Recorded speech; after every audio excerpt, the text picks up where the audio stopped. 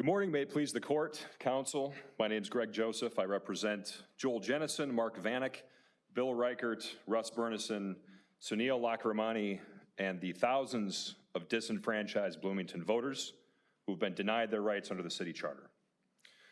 This is a case about denial of voter rights under the Bloomington City Charter and Minnesota Statutes Chapter 410 in the context of organized collection of trash in the city of Bloomington. This is the second time before this court.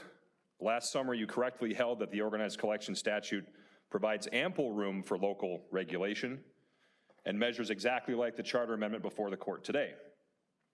The final two remaining arguments before the court are also pretext for denying the charter amendment. First, the city of Bloomington is asking you to recognize a new legal construct that they call an improper referendum. The city is essentially asking you to find that a municipal ordinance is immune from a city charter amendment. Now, this is not defined in statutes. This has no case law support. This is impossible in its application because it results in countless unrepealable laws. And the Court of Appeals erroneously recognized this new concept, and we urge this court to reverse. Let's start with that issue. I think that I'm going to hear from Mr. Hoff that what's going on here is an attempt to bypass the different standards for referendums and charter amendments. How do you respond to that? And I get the question. I understand your argument that, you know, it's actually a greater burden from the standpoint of the number of petitions, signatures on the petition that need to be signed, all of that. I'd like to set that issue aside. And my question to you is the mere fact that there are different processes for the two of them, do we have a problem here? Absolutely not. Absolutely not. The council and the voters are free to amend the charter to make a referendum requirement whatever they want it to be. But the state statute for 410.12 for a charter amendment is what it is. That's a state law. So we're talking about separate bodies of law. So the idea of expanding a referendum or an improper referendum, the city council and a city only has jurisdiction over certain things, and they can't touch the statute, Your Honor, if that answers the question. Counsel, in looking at the authority of the charter, which I think we have to do as well, I note that in section 2.01, the charter relates to the form of government and says this charter establishes the council manager form of government. The council exercises the legislative power of the city and decides all matters of policy. How do we read that, and especially in conjunction with the powers in Section 5? Does that mean that we construe Section 5 narrowly? No, it doesn't. Section 5 is there for a reason, but if we want to say that the city exercises the legislative powers exclusively, then we have to ignore initiative and referendum altogether. But even so, the charter amendment power in 410.12 supersedes that anyway. And there's a separate provision under Section 5 of the charter that ensures voters keep that power to amend the charter under 410.12. And counsel, I was going to ask Mr. Hoff about this as well. When you say there's a separate power, are you referring to Section 5.09 of the charter, which says, nothing in this charter affects the right of registered voters to propose amendments to this charter in accordance with the Constitution and statutes of Minnesota? Was that your reference? Yes, it is. So what's the significance of that? Significance is that the charter made it a point, okay, made it a point to set aside, okay, this doesn't interfere with the referendum power, it doesn't interfere with the initiative power. The voters have this right. We're setting this aside and we're going to make it a specific point to say it's not limited. So I think what the charter is providing in 509 is that this doesn't get infringed. Nothing is confused here. And counsel, is that your argument to distinguish Vassar, or is there an alternative? Your Honor, I don't think Vassar needs to be distinguished. I think Vassar is an excellent case for us. Vassar talks about the form of government that permits this type of legislation.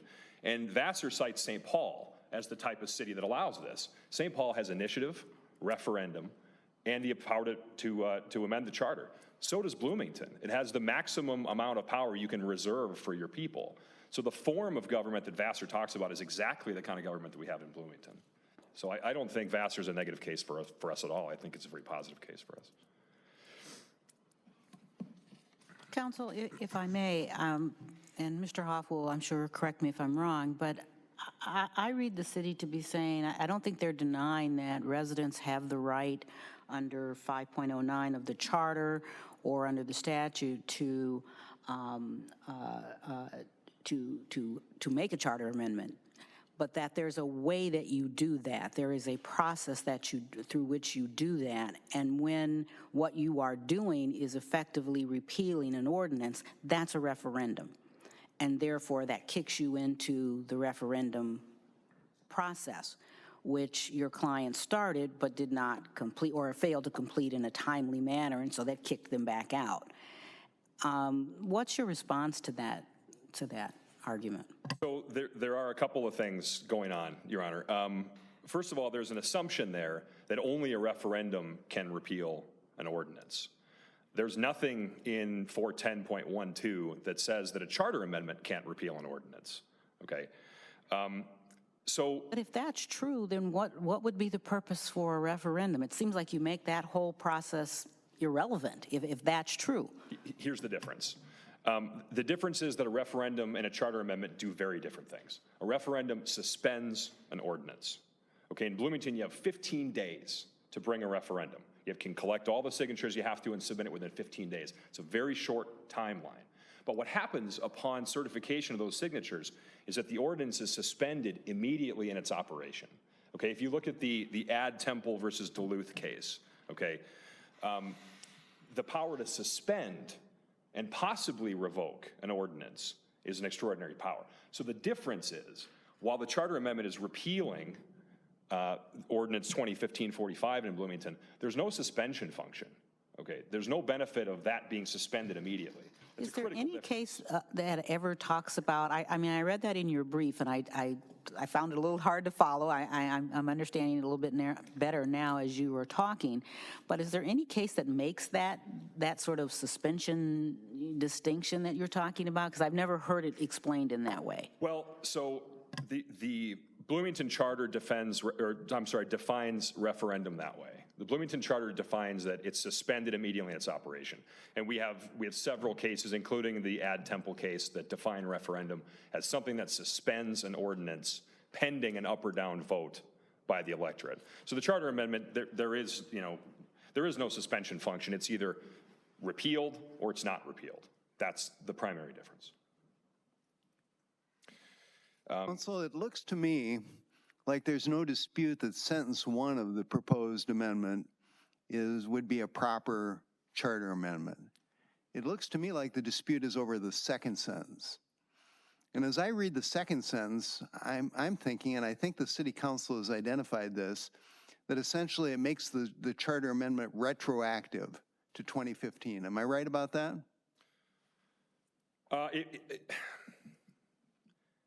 I guess I don't know how to answer that question, Judge, because it would repeal the legislation that was passed in 2015. I guess there's no reason for it to be retroactive, but it would repeal that. So I guess in that sense it would be. Okay, and I don't see anything in 410, chapter 410, about whether charter amendments may or may not be retroactive. Do you have any insight on that? Is there any case law on that subject? Is there any reason? I mean, legislatures and city councils legislate retroactively all the time, but there's nothing that tells us in the statute whether it can or cannot be retroactive. Your Honor, again, I don't think retroactive is quite the right word for it. It's not the word I would choose, Your Honor, but if you looked at it in a different way, anything would be retroactive. I mean, any ordinance that was passed prior to the passage of the Charter Amendment would mean that it would be a retroactive application, right? Whether it happens 2 months down the road or whether it happens 5 years down the road. You could make the argument that it's retroactive in repealing an existing ordinance no matter what, right? No, you repeal an existing ordinance going forward. You're actually, this Charter Amendment, as I read it, actually repeals the ordinance going backwards and says that essentially if this amendment passes, the ordinance and anything that has happened since then is repealed. Am I reading that the wrong way? Again, it's a hard one for me to answer, Judge, because you have to repeal the ordinance in order to void the contract. And we only have recourse to repeal the ordinance. We can't, there's nothing in the charter that allows us to directly address the contract. So the only way to do this is to repeal the ordinance. I'm sorry if I'm not answering your question well, but the idea of having it be retroactively applicable, I don't really understand. Counsel, maybe this is, What is the effect then of that second sentence? Explain to me exactly how you see that second sentence operating and what it accomplishes. So what would happen is if, in the event this is passed by the voters at a general election or a special under 410.12, what would happen is that 2015-45, the ordinance that enacted organized collection, would be repealed. And without that ordinance is the legal basis for the city's contract with the haulers. So without that ordinance, the contract with the haulers becomes impossible. There's no legal basis for it any longer. So I don't see that it would be. So Counsel, that seems to me that would be retroactive, and is there a problem with it being retroactive? I think that's the question Justice Lillehag was trying to get an answer to. Is there an issue if it is retroactive? Does that cause a problem for you, or does it not matter? I don't think it matters. No, I don't think it makes any difference. I don't understand how, again, we have, the city pressed forward with organized collection, as we know. This has been happening in Bloomington since then. Now, we can't undo the last 3 years and change of organized collection. So if the ordinance is repealed now, we still have organized collection for the last 3 years, no matter what happens. All it's saying is there's no longer a legal basis going forward for organized collection. That'd be our argument. Counsel, the amendment has sort of all the trappings, if you will, of a referendum. Because at the end of the day, what it does and what you're seeking to do is to repeal the city's ordinance. And I'm wondering if there's a case out there that says that voters can bypass what would typically happen in a referendum process that's provided for in the city charter and instead repeal an ordinance by a charter amendment. I mean, what's the best case? Is there a case that supports that proposition? Because it seems to me that's what you're doing, or that's what you're asking to do. And again, I would distinguish the two because there's no suspension function, okay? All right, so there is no suspension. Your argument really hinges on that this suspension function. Well, that is half a referendum, but it's not just that. Is there any problem with having multiple ways of repealing an ordinance?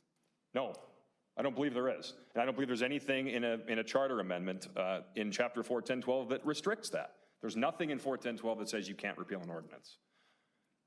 So there's really no motivation to skirt a referendum in this case. As I pointed out, it's a lot harder to get a charter amendment as well. We take anything from, or should we take anything from your client's actions? I mean, initially, that's what you thought was the proper mechanism. You filed it as you approached it as a referendum unsuccessfully. So this is something that's occurring after the fact. No, I'm sorry, that's not correct, Your Honor. This was actually originally filed as an initiative, not as a referendum. And in the first case, it was found that an initiative wasn't the proper vehicle because it functioned as sort of an anti-ordinance, okay? So because the ordinance hadn't been passed yet, it was sort of tying the hands of the city council as an initiative, and that was found to be improper, and it was suggested that it be brought as a charter amendment is the proper way, if that makes sense. Referendum didn't come later, but again. Well, I guess that's my point, and help me with the record. At some point, you filed a referendum, right? Correct. And that was the document, and the city clerk said you had insufficient, something was procedurally insufficient. I don't remember what it was specifically, but something was procedurally deficient, right? We heard that a lot, Your Honor, yes, yes. Okay. So that's right. But again, at the end of the day, if you look at the charter amendment, it can't possibly function. I mean, you can't achieve with a referendum what this seeks to achieve. Because what this is doing is tying the hands not just of this city council, but of every city council going forward. And you're saying if you ever want to convert to organized collection, you have to get voter approval first. Counsel, going back, does the record tell us what happened in Jenison 1 when the initiative was put forth and it was deemed deficient? Did the city attorney do the amendments to make that legal, essentially, that was required, or does the record tell us? No, Your Honor, if memory serves, it was rejected because it was preempted by state law, because it was an impairment of contract, because the city lacked the authority to, I'm sorry if I could just finish answering your question. The city lacked the authority to do it, and it was in improper form. There were several grounds. Thank you, counsel. You have 20 minutes for rebuttal. Mr. Hoff.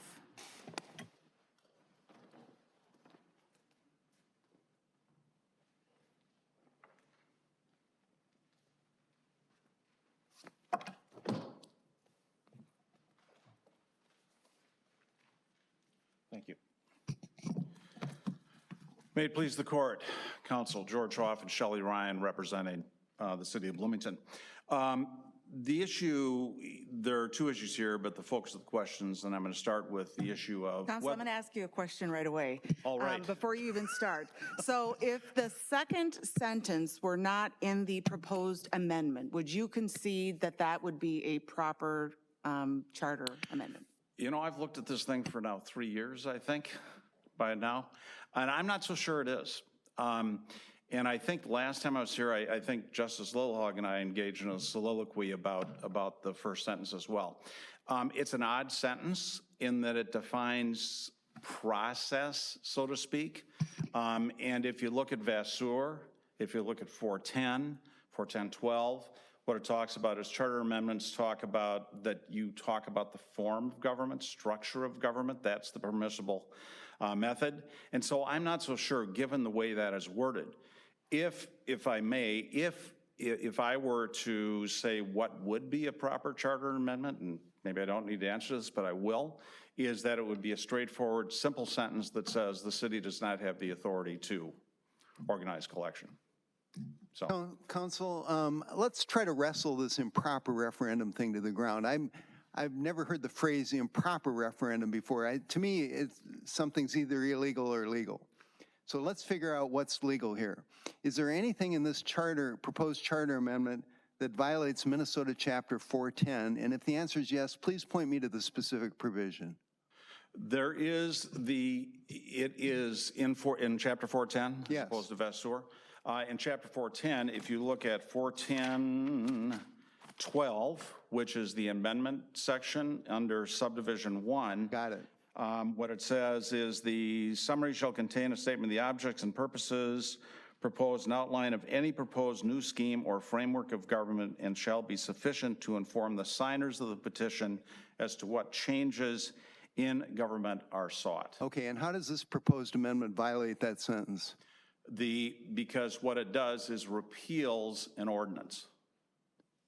When it's the second sentence repeals. Well, does it contain a statement of the objects and purposes of the amendment? I'm sorry, I don't know that I understand. I'm reading the language you just cited to me. Does the summary of the proposed charter amendment contain a statement of the objects and purposes of the amendments? It's talking about a summary. It's not talking about the amendment itself. Correct. Okay. So does it contain that? Does this particular amendment contain it? No, it does not. Because The sentence you read to me relates to a summary that's put on the ballot, isn't it? Correct. Okay, and has that summary been prepared? Not to my knowledge. Then how does this charter amendment violate that sentence? Because as I read this sentence, Your Honor, and as you read it, as this court read it in Vasseur, is that charter amendments deal with the form of government and do not deal with legislation, which is what this is. A referendum is nothing more nor less than legislation. So does the charter amendment propose a new scheme or framework of government? In my view, again, in response to the prior question, in my view, if you want to separate, if we can separate the two sentences for a moment, I'm not sure that as I read it more, that does talk about a new framework or scheme of government, given what I would view as convoluted language in it. I think it goes to process. I think it could be cleaned up, so to speak. So the city's position is that the sentence about the summary of the amendment actually operates as a limitation on the substance of the amendment. In my view, yes. Okay. And that's also what But can I just clarify that though? Doesn't that summary only, is this charter amendment more than 1,000 words? No. So is there a summary that's required? No. So what, I don't understand your argument then. If you look back, I think what you have to look back at is it's also, if you have to look back, an amendment assumes it's amending something. An amendment doesn't come out of thin air. It's not an original document. And if you look back at 41007, and it has to be read in conjunction with that, it talks about the charter may provide for any scheme of municipal government not inconsistent with the Constitution and may So provide what about for the provisions, establishment. charter provisions in other cities? I'm not sure if it's in Bloomington that set up rules that about like hospital districts, and you can't, and they set up very specific rules about what can and what can't happen with a very specific thing like a hospital district. How does that fit in with your argument then? If you have. That so how is that different than this? Sorry. If your question to me, Justice Thiessen, is in that example, if a charter contained language that says the city shall not have a hospital district, that goes to the form and scheme of government and goes to the basic power of the governmental entity. And how is that different than the first sentence here, which is saying here, we're not going to have a specific form of another government function, which is waste hauling? But we're talking, you can't, well, first of all, you can't separate the two sentences if we're talking about the improper referendum issue. You cannot separate those two sentences under this court's decision in Minneapolis HRA. If you recall that case, what it was is you had, I think there were 3 sections. 2 were blatantly unconstitutional. The third maybe was okay. And what the proponents argued in that case is, well, look, we've got a severability clause. Let's go ahead. Let us put the whole thing in front of the electorate and let it sort out. And what this court said at that time was that you cannot be a mind reader, and you have to submit the whole thing, and therefore you don't submit an ordinance or a charter amendment, which is unlawful. So you've got to read the 2 sentences together. Counsel, you referred to section 410.07 and what charters may contain. Yes. And you read part of the sentence. The rest of the sentence says, and for the regulation of all local municipal functions. Does this charter amendment provide for the regulation of the local municipal function of trash? Are you talking about both sentences or the first sentence? I'm talking about the sentence you were quoting from 410.07. I'm sorry, are you talking about both sentences of the proposed charter amendment or just the first? Let's start with both. With both? Then it exceeds that because it's directly repealing a pre-existing ordinance. And that's not the regulation of a local municipal function? No, that's legislating. Okay, would you concede the first sentence is included within regulation of local municipal functions? Subject, and I don't want to repeat my concerns about the convoluted language. Yeah. The answer is, if properly framed, that could potentially be the case. Okay. But What do you make of section 5.09 of the charter, which says nothing in this charter affects the right of registered voters to propose amendments to this charter in accordance with the Constitution and statutes of Minnesota? I agree that's there. Good, we agree it's there. Thank you. Yes, I will agree with you it's there. there. We can both read English. And even if it wasn't there, they'd still have that right. It's put in. But I think, again, what you have to read is you look at 410.07, you have to look at 410.12, and that what you come away with, and then this court's interpretation of Vasseur, is that, and it's the legislative function, if you look at 2.01 in the charter, that says all legislation is powers vested in the city council, except as otherwise provided in the charter. And then what Bloomington did, unlike other cities, is they included referendum within it. And therefore, what has happened here is that the Bloomington residents chose a form of government. They chose the Constitution, if you want to use that term. And what they did is they had specific parameters for how they were to be governed. The council controls everything legislatively, but there are certain strictures or certain areas where the public can weigh in by petition. And the only way that's provided to repeal an ordinance is by referendum, and it was specifically included. And that, therefore, that is what you have to go under. And I think what's perhaps lost in all this case and Mr. Joseph's eloquent argument about the rights of voters and the rights of citizens, what about the rights of the citizens who voted for the charter? they have an expectation that the charter will be followed. They have an expectation that that rule of law that was established by that charter will be followed. They voted for the charter, but they also voted for section 5.09, which says the charter may be amended. I agree. So, but- and then if they have another vote, they can vote for or against this proposed amendment. So how does that reduce the rights of the citizens of Bloomington? Because, Your Honor, if you've got an ordinance, and let's forget this ordinance for a moment. Let's talk about an ordinance that deals with how big a fence can be, for example. Is what happens is that the ordinance is passed, 15 days past the effective date, and then people go ahead and control their behavior in accordance with that ordinance section. And then all of a sudden what happens is that later in time, just by virtue of a referendum, you can go ahead and undo that kind of regulation. That's not the anticipation. There is an expectation, in my view, of the residents of Bloomington that ordinances will be legislation permanently subject to either later control or later repeal by the city council after they have due consideration. And remember, we are talking about a representative form of government here. That is what the people of Bloomington chose. They didn't choose, for example, the Wild West, I was about to say, of California with endless endless initiative proposals, but that's what they've chosen. Counsel, could I ask you, Sure. how about the St. Paul human rights case? How do you distinguish that? Because I know it involved an initiative, but there the rationale of our court was that because there was the initiative recall provisions in that and other language that's similar to the broad language in the Bloomington, that an initiative could actually repeal an ordinance. Your Honor, that's the law of this state, and I obviously don't disagree with it. And I think what that addresses is Mr. Joseph's comment, which I don't think he got any questions about, is, quote, this is an unrepealable ordinance. It is not an unrepealable ordinance. There are remedies that are available to the citizens of Bloomington. First and foremost is the old phrase, throw the bums out.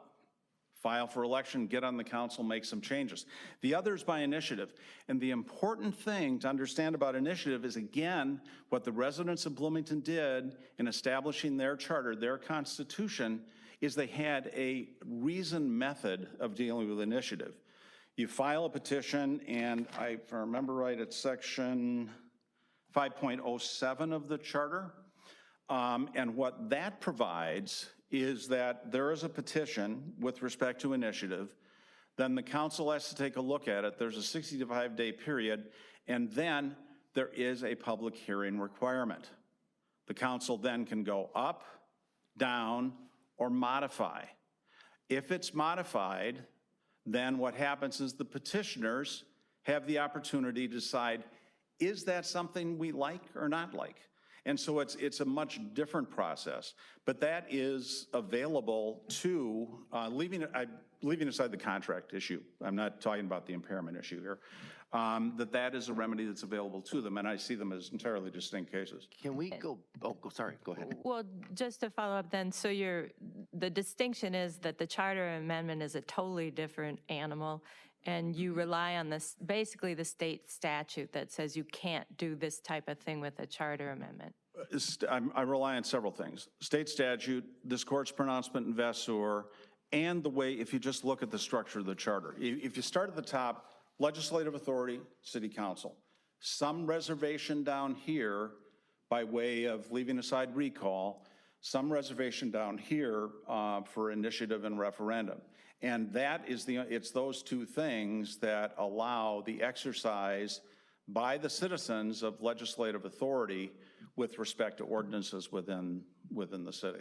Counsel, can you respond to opposing counsel's attempt to distinguish Vasseur? I mean, he said Vasseur actually supports his side because it's all about the form of government. Can you help, do you have a response to that? I don't know how to respond to it other than the language of Vasseur, which, as the court recalls, I believe this is the one that dealt with the minimum wage, if I remember correctly. And what, as you know, having heard that case, is that Minneapolis does not have initiative and referendum. And so what happened is they tried to do, the way we phrase it and the League of Cities has phrased it, and run around that prohibition of no direct citizen legislation. Here, there is initiative and referendum, so how does Vassar help? Vassar helps because what they're trying to do is they're using the charter amendment to enact legislation. That legislation is enacted A, under 201 by the council, or B, if you follow the referendum or initiative process. And so that's how it's distinguishable. And one interesting point about this that I think should be borne in mind by the court is that if you look at, for Minneapolis is a good example, for whatever reason, Minneapolis citizens have chosen not to have initiative and referendum. They have chosen not to allow direct legislation by initiative or referendum on ordinances. If this court were to say, you know what, you can legislate by charter amendment. What the court has effectively done, in my view, is that for the 26 cities, I believe we've got it, it's in a brief somewhere, 26 cities that do not have initiative and referendum, what has happened is that is now foisted upon them without any consent by the citizens of those communities. Council, what I don't understand, what I have a broad picture problem with is that you have initiative, you have referendum, you have charter amendment within your city charter. I don't understand why actually we're here from 2014 to present, when you have those options available, why the city didn't just work with the residents to address this issue. I have a real problem with that because they do have the options, and it seems to me a little bit of gamesmanship. I understand the question, and I'm here as the appellate advocate for the city, and I was not involved in any of those discussions. I think that the issue of whether or not the city had an obligation to say, you know, here you go, here's what you need to do. I don't think any obligation like that exists. In this particular case, they have been represented by legal counsel throughout this whole thing. Mr. Joseph, I think, second attorney, if I remember correct in this, and they have had legal assistance throughout. The other thing is that if you look at Minneapolis HRA, is what this court said at that time is you need to be respectful of the petitioners. The petitioners petition for what they want, and it isn't the place of the city. It isn't, you know, to go in and try to read their minds with respect to this. They certainly have the ability to read the charter. They have the ability. They've had legal counsel all along, and I'm not sure, you know, what. I can't tell you why. But it seems to me that this didn't require any reading of the mind. I mean, to me, it's very clear what the residents wanted. I believe what the residents wanted was to. Well, let's be clear. We have a subset of we don't have every single voter in Bloomington before us in this case. That's true. We don't. But I think that the issue that you're talking about is what is the obligation? And in my view, the answer is that it is up to the petitioners to do what they want.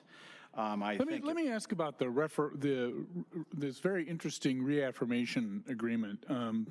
Assuming it's valid, whatever it is, when does the contract expire now? December 21st, 2020. So it's got, what, a year and a half to go? Okay. Roughly. Council, let's talk about the contract argument for just a little bit here. The constitutional requirement is an impairment of the contract. So have the hauler, if this charter amendment passed, would the hauler's rights be impaired? Absolutely. How so? Well, you heard Mr. Joseph say that in his view, the contract would be void.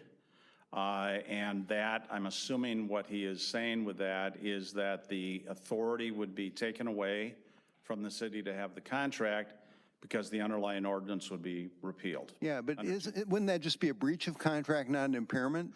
Interesting question. That, as you recall, you got some supplemental authority on this from both parties. There was a supplemental letters filed.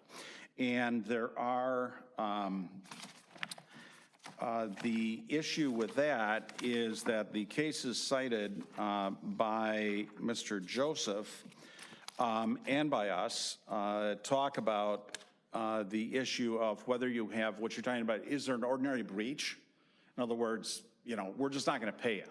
And is that an impairment of contract? The answer is no. The issue becomes whether or not there is a stripping of authority to impair the contract as a whole. That is what those cases stand for. Probably the case that's close. So you're saying that by virtue of passage of this charter amendment, the haulers wouldn't be able to collect? I think They'd have to give back the money that they've been paid? No, I think that that's what you're talking about then, and we're getting a little far afield, but it's an interesting question, is I think it's far afield. I think it goes directly to what a contract impairment is. Right, it does. And the issue becomes, if you strip, let's say that you strip authority, and there's an issue about retroactivity, strip authority from the city to enter into the contract, it becomes ultra vires.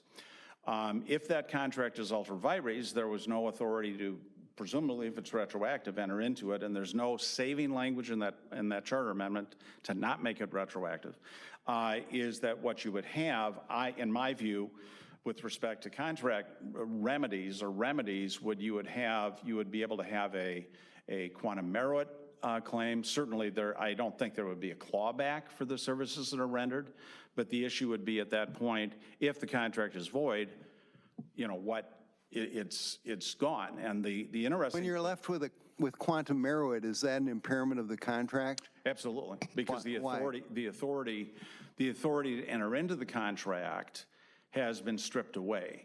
And if you look at the cases that are out there, and the most interesting case, I think, is the Oregon case that we cited, and closest on point, dealt with an issue of where garbage haulers were given an exclusive contract to collect garbage in Eugene, Oregon, I think. Okay. And what happened is that then a charter amendment, and what was interesting, it was the city itself that passed the charter amendment saying, you can't do that anymore.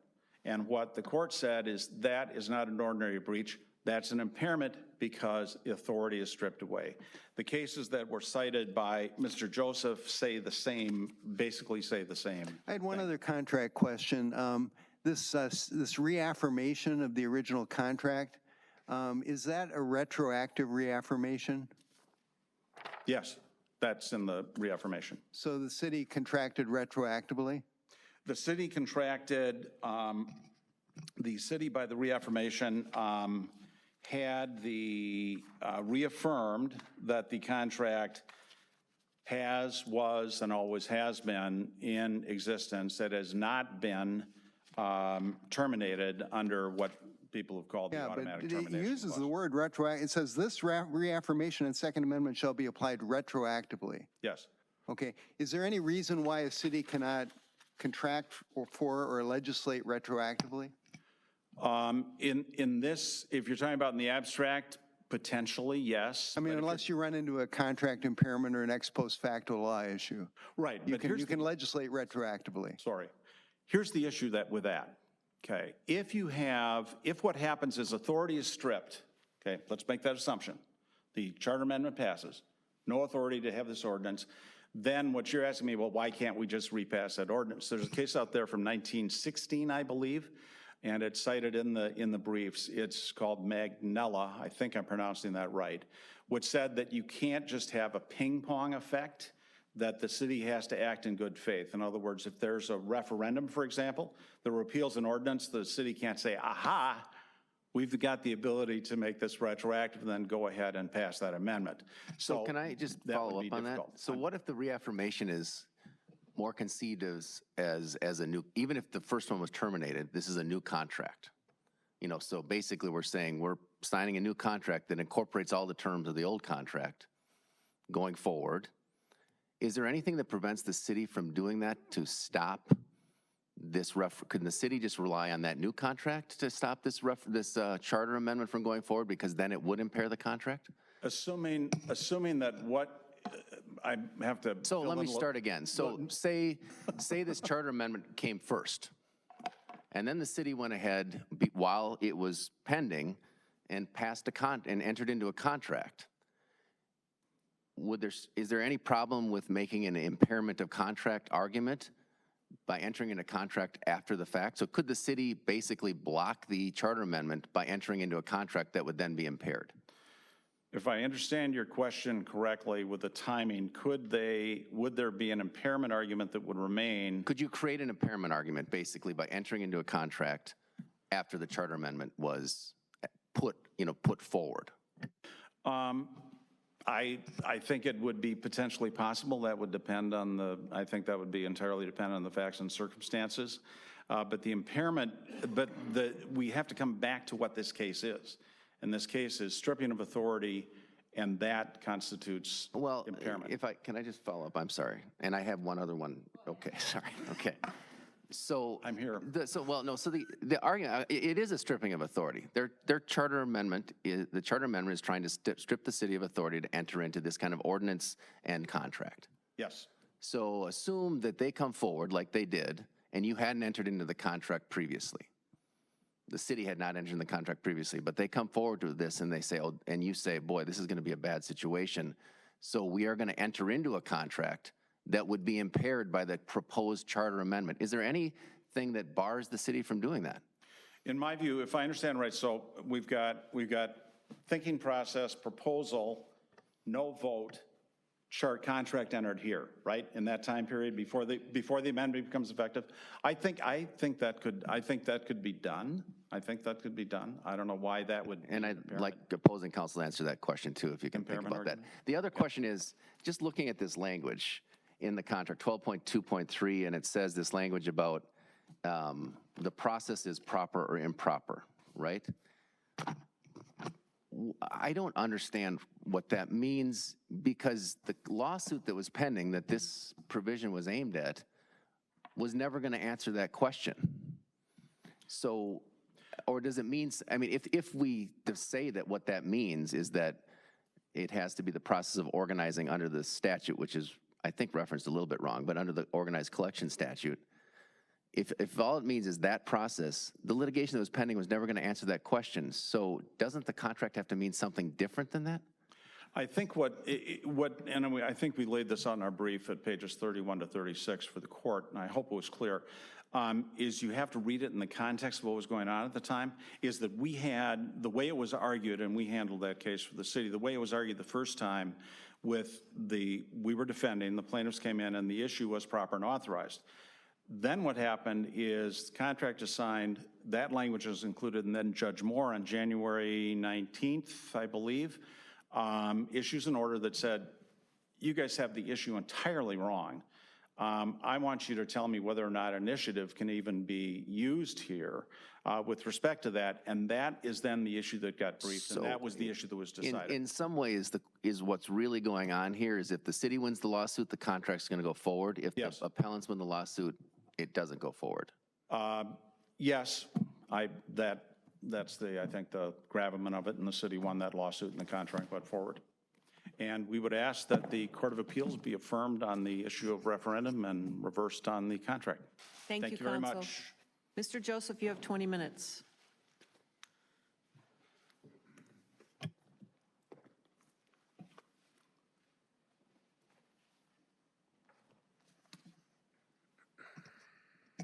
Counsel, I want to start with Vassar, if we can, because I don't really completely follow your argument that Vassar helps you. I mean, Vassar says charter amendments are about the form of government.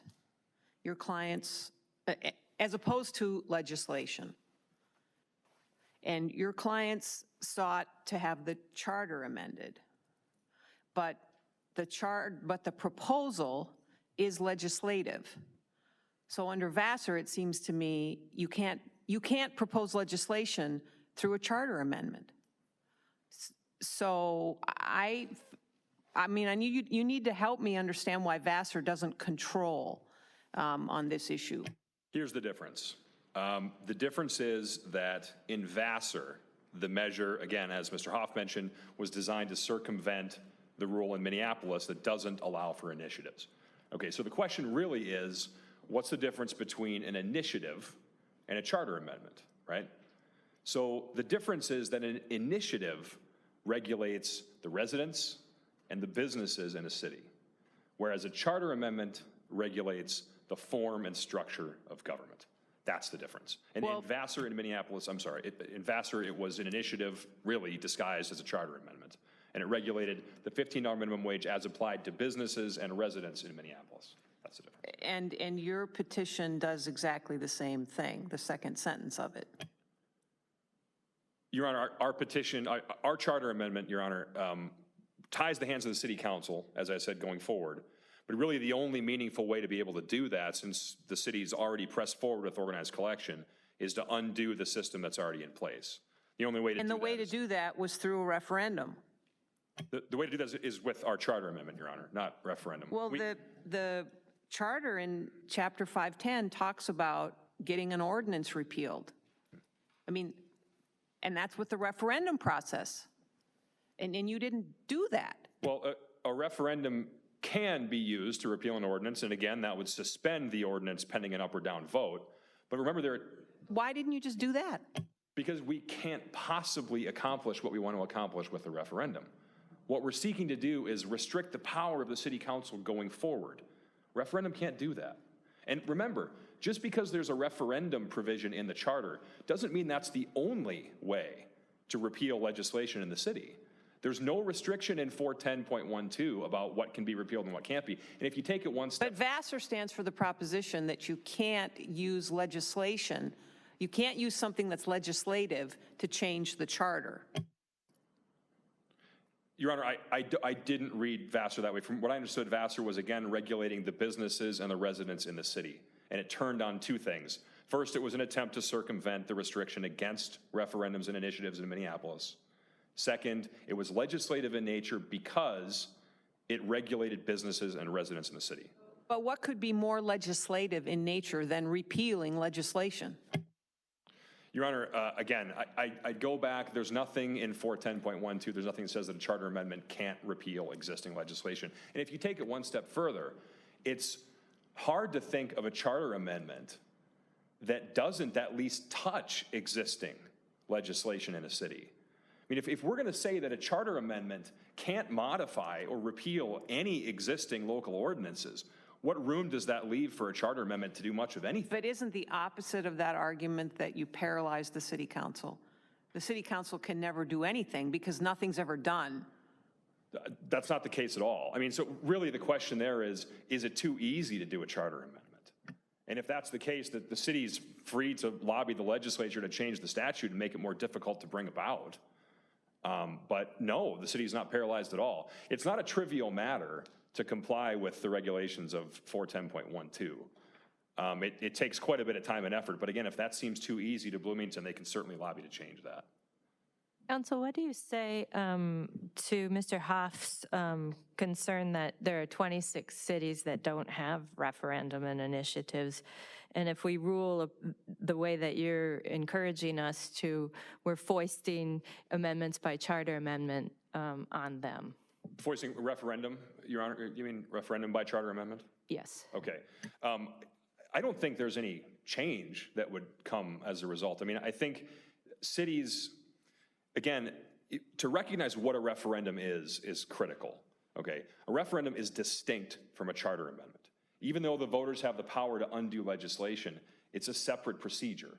I mean, in St. Paul, referendum has to be brought within 45 days. There are different signature requirements. In Bloomington, it's 15 days, okay? It's true that they do share the power to repeal an ordinance. That they have in common, but otherwise there's nothing in common. So I don't think there is any restriction that I found, and certainly nothing that the city's pointed to, that says that a charter amendment can't repeal a city ordinance as it stands now. So you're saying in those 26 cities, the citizens always have a right to amend the charter amendment even when it legislates?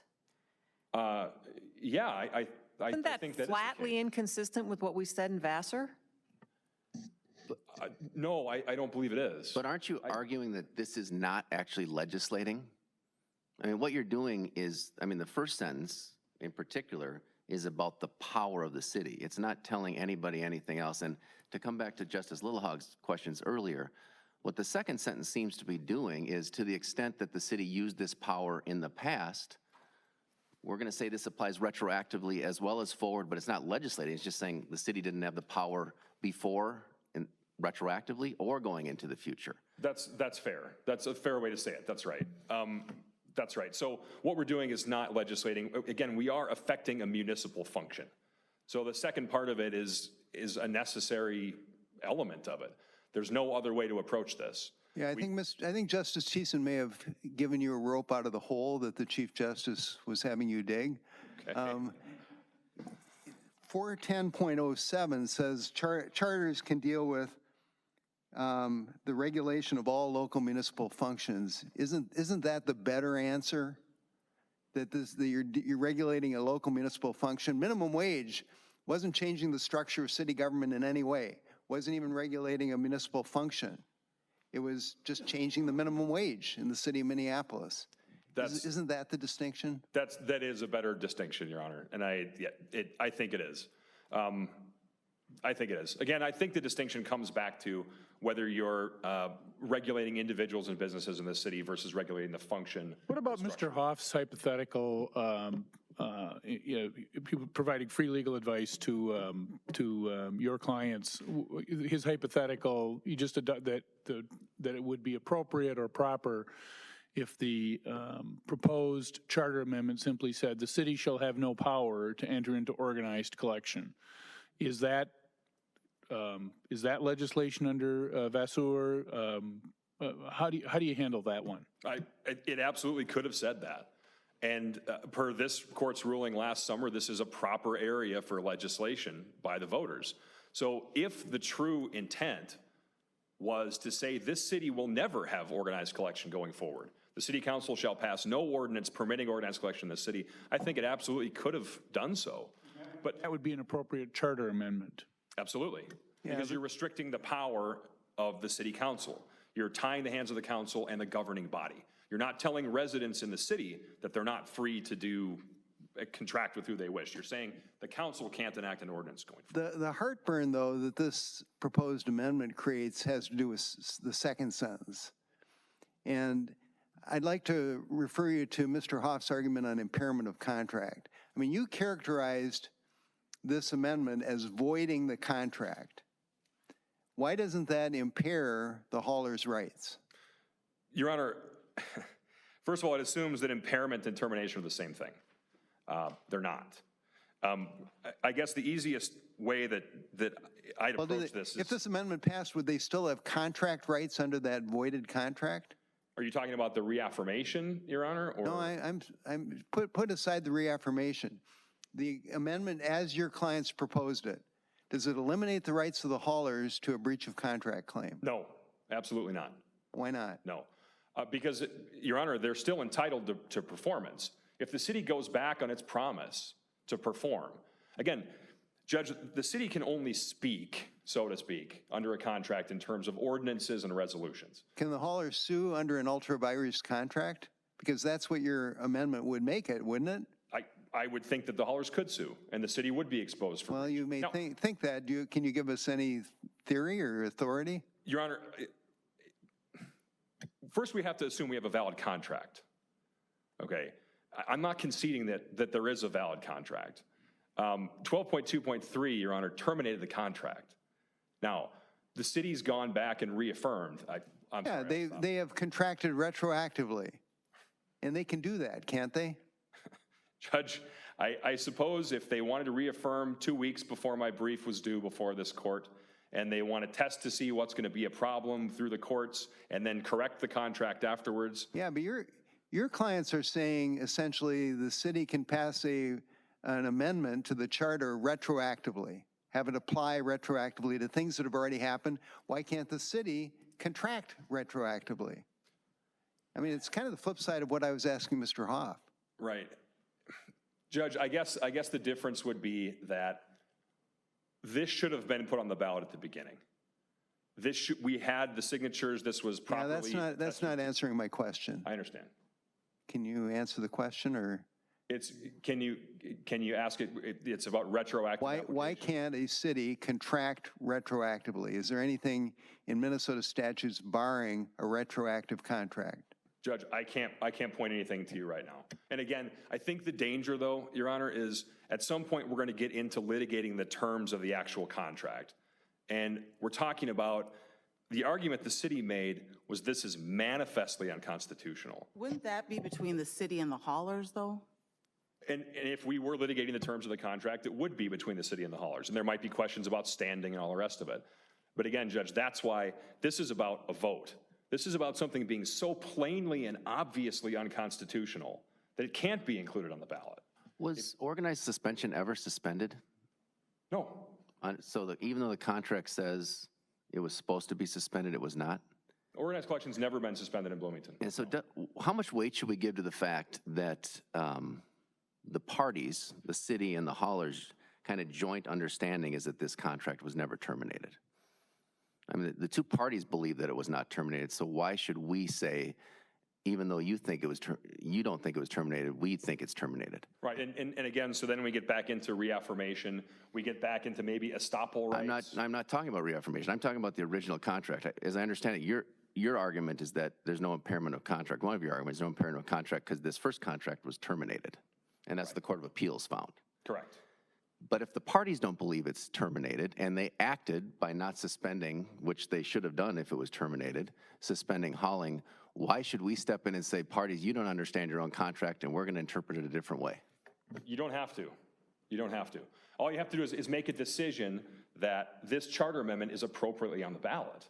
The rights between the parties and their conduct under the contract doesn't have any bearing on whether this is appropriate. Well, I thought one of the city's arguments was that the reason this can't go on the ballot is because it impairs a contract unconstitutionally. Right, it impairs the obligation of a contract of one of the parties. And I think that's a distinction too, Your Honor. So are you not relying on the termination of the contract anymore to defeat the contract clause claim here? Judge, I don't know if the city re-enters a contract or if they reaffirm a contract. I'm not talking about re-entry or reaffirming. I'm saying the way I read the contract, I think there's a decent argument this contract was never terminated. Okay. And if it's not terminated, then there might be other arguments of why it's not impaired, but one of your arguments, and certainly the Court of Appeals arguments, was that this contract was terminated, so it can't be impaired, if I'm understanding things correctly. Correct. And so why should a court step in and say, even though the parties think it's going forward and act as if it's not terminated, we think it's terminated? Okay. If we look at the terms of the contract, okay, which again, we enforce the terms of the contract. We don't have to determine the intent of the parties. Okay, if the terms of the contract are plain and unambiguous, we look to the terms of the contract to figure it out. There's been no allegation by the city that there's any ambiguity in the contract. In fact, in their last brief, they said that specifically there's no ambiguity. Okay, so Counsel, just assume that the contract is valid. Is there a difference between impairment of obligation and impairment of performance? Well, there is, because the Constitution only prohibits impairment of obligation and not impairment of performance. When counsel, would let you me argue make that- sure I heard you correctly. Did you say that the proposed constitutional amendment would impair the obligation of the city under the contract? No, Your Honor, no. You did say that. No, I apologize, Judge, that's not what I intended to say. What I intended to say was that Are you taking it back retroactively? taking it back retroactively, Judge. Thank you. No, Your Honor, my only point was that a contract doesn't have any rights. A contract is a four-sided piece of paper, okay? The parties to the contract have rights. So we're not talking about termination of a contract being unconstitutional. We're talking about impairment of the obligation of a contract. That's the problem, okay? So the contract doesn't have any right to exist on its own, okay? It's only a question of which party's rights are going to be impaired if that happens. And our position is nobody's rights are going to be impaired. The haulers are going to be free to recover against the city for breach of contract in the event that the contract gets undone and the city fails to perform. The city council's authority and the voters' authority come from the same document. It's not separate. It's one action. The voters bringing this measure before the city is by the city's authority. So the easiest way to think of that is it's a dual legislature. We have the voters that are able to bring legislation by initiative, referendum, or amend the charter. And we have the council who exercises their power as well. But the point is, it all comes from the same document. You admit that the proposed charter amendment would breach the contract entered into with the haulers. That could be the effect of it, Judge. And so well, I'm not talking about whether it could be. I mean, isn't that true as a matter of law? I mean, if it is the city council entered into a contract and then you retroactively say that contract doesn't exist, then isn't that a breach of the contract? Again, Your Honor, I don't think we're retroactively saying it doesn't exist, because it would repeal the ordinance. Okay, so the charter amendment would repeal the ordinance as of the date the charter amendment passed. Oh, so it would repeal the ordinance but not the contract? The contract, the ordinance is the legal basis for the contract. Yeah. So without the legal basis for the contract, Then the contract's repealed, the right? contract would be repealed, right? But not retroactively to, So that would be a breach of the contract. right. So By the city. the answer is now yes. The answer is now yes. Okay. In our view, it would be a breach of contract by the city, but it would not be unconstitutional contract impairment.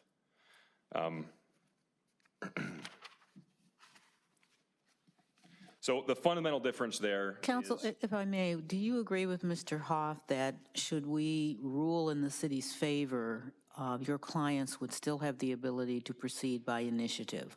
Because you can proceed by initiative, it sounds like, to, at least under the charter, to propose a new ordinance, which would be another way to accomplish what your clients want, to get rid of the one that's in place and propose a new, or modify. and that was the Jennison 1 litigation. But I'm saying, could you now, I understand that, but could you, is that now still another option available to you? I don't know that it is, Your Honor, and the reason is because, again, of the nature of an initiative versus a charter amendment. An initiative, you're talking about regulating the businesses and people in a city. This measure is about tying the hands of the city council and the city government going forward. I don't know that an initiative could accomplish that, and to the extent that it could, it's something that the next day, the city council could meet, convene, and say, hey, you know this pesky thing that these voters put together, let's just undo it. And there's nothing the voters could do to stop that. Well, so I think maybe, though, kind of to come to the question, one way you could do that is do the first sentence as a charter amendment and do the second sentence as an initiative. Well, so then I guess I would ask you, Your Honor, if we do the first sentence as only a charter amendment and we omit the second sentence, what's to prevent the city from simply reaffirming its way through the next 100 years in the contract? What effect does the charter amendment have if voters are never given the choice whether they can convert to organized collection or not, or whether this ordinance gets repealed or not? Because you'd come back in with an initiative that would change it so they can't enter that contract. You'd pass a new ordinance that basically repeals the 2015-16 ordinance, and then you'd have a charter amendment in place saying into the future you can't pass another one of these things. Well, I guess maybe the way that you framed it, it wouldn't work, but you could take away the power of the city. Well, right? So maybe your argument is that once you take away the power of the city to pass any ordinance related to solid waste services, then that initiative in the future would be void because you've taken away the city's power to do anything regarding solid waste. Well, Your Honor, the next question would be, would the initiative be an improper referendum? Right. I mean, we don't know what the new referendum really is. Okay, if we're going to redefine it, then wouldn't the initiative that repeals it also fall under improper referendum? We don't know. Okay. So very briefly, I've only got a few moments left here, but I do want to touch on a couple other things. That is the public purpose exception, okay? It's hard to think of a scenario where you would benefit the public more than giving people in the city an option as to what they want to do. Do you want to choose this or not? Do you want organized collection in your city or not? There's hard to think of a truer public purpose than that. So we would argue, even in the event that the court equates termination with impairment of obligation of contract, we would argue that there's a significant and legitimate public purpose behind the charter amendment. So we urge the court to reverse on the fiction of an improper referendum and affirm on no contract impairment. Thank you. Thank you, counsel. Thanks to all counsel for the help you provided to the court in this matter. This case is submitted. We'll issue an opinion in due course. We're in recess.